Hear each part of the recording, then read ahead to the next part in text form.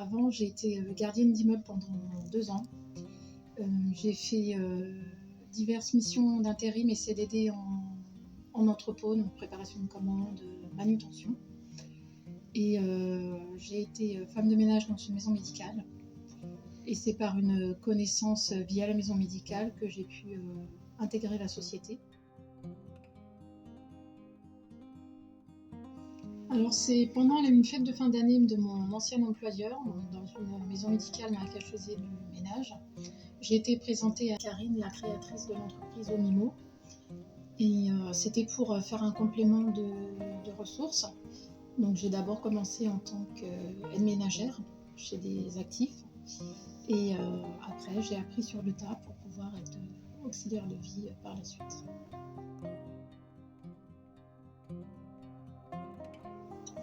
Alors, ça a été le fait d'être inexpérimentée. Donc, j'ai appris sur le tas. Par contre, j'ai été pas mal entourée des responsables, dont Karine et d'autres personnes au bureau.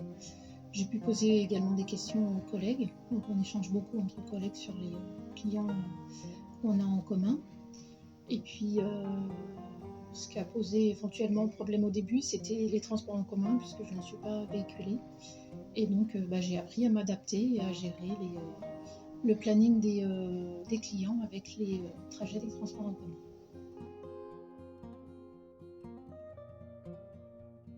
Ça leur permet de pouvoir rester dans leurs habitudes, de pouvoir recevoir leur famille, leurs amis, leurs connaissances quand ils veulent, sans avoir à se plier au règlement d'un EHPAD. Et ça leur permet peut-être d'avoir plus confiance en eux, du fait qu'ils ont leurs habitudes, leur matériel, leurs affaires, leurs photos. Ils peuvent gérer leur emploi du temps comme ils veulent. Ça me permet de pouvoir me rendre utile auprès des personnes âgées, personnes handicapées et de la société en général, et de pouvoir leur permettre de rester à domicile.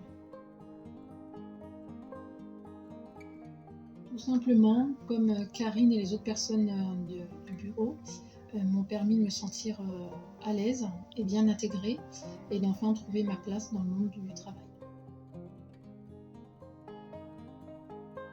Oui, tout à fait, puisque dès la première année, j'ai demandé à faire un recyclage pour les gestes du premier secours. Donc ça a été fait très vite. Et actuellement, je suis en train de faire une validation des acquis par l'expérience, une VAE, en formation à distance.